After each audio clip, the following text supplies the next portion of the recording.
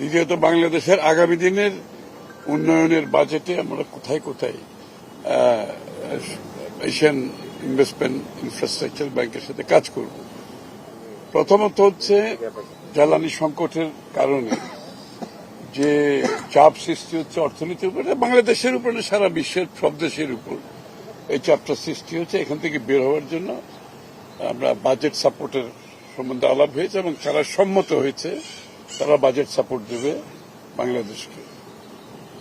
দ্বিতীয় হচ্ছে বাংলাদেশের আবহাওয়াজনিত যে প্রজেক্টগুলো আছে ক্লাইমেটের সাথে জড়িত, এগুলোতে তারা সহায়তা দেবে, যেমন সোলার পাওয়ার সাথে জড়িত, তারপরে ইলেকট্রিক ভেহিকলস সহ যে ক্লাইমেট জনিত যে সমস্ত প্রজেক্ট আছে এখানে তারা সাপোর্ট দেবে। এখানে কিন্তু আবার জ্বালানি সংকটেরও একটা ব্যাপার জড়িত আছে, যে সৌর বিদ্যুতের সাথে আমরা আমরা সিদ্ধান্ত নিয়েছি 20 থেকে 30% বাংলাদেশে উৎপাদন করলে আমাদের জ্বালানি সংকট অনেক কমে যাবে।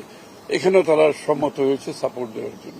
ব্যবসায়ীদের সাথে মূলত আর কিছু না, ব্যবসায়ীদের সাথে আলোচনা হচ্ছে ব্যবসায় তাদের সংকট কি তাদের সেটা জানতে চেয়েছেন প্রাইম মিনিস্টার, তাদের কাছ থেকে শুনতে চেয়েছেন। বিনিয়োগ বান্ধবের হওয়ার যে প্রক্রিয়া সেই হিসাবে আজকে ব্যবসায়ী নেতৃবৃন্দের সাথে বসা হয়েছে, তাদের কাছ থেকে উনি শুনেছেন যে বিনিয়োগের পথে বাধা কোথায়, তাদের বিনিয়োগে বাধা কোথায় কোথায় পাচ্ছে, এগুলোর সমাধান উনি করতে চান, খুব সহসা করতে চান এবং এইগুলো শুনেছেন। কিছু কিছু সমাধান অন দ্য স্পট দিয়েছেন, আর বাকিগুলো আলোচনার মাধ্যমে সমাধান দেওয়া হবে। যে মিল কারখানাগুলি বন্ধ হয়ে গেছে এগুলোকে কিভাবে চালানো যায়, সরকারি মিল কারখানা যেগুলো বন্ধ হয়েছে এগুলোকে কিভাবে আবার শুরু করা যায়।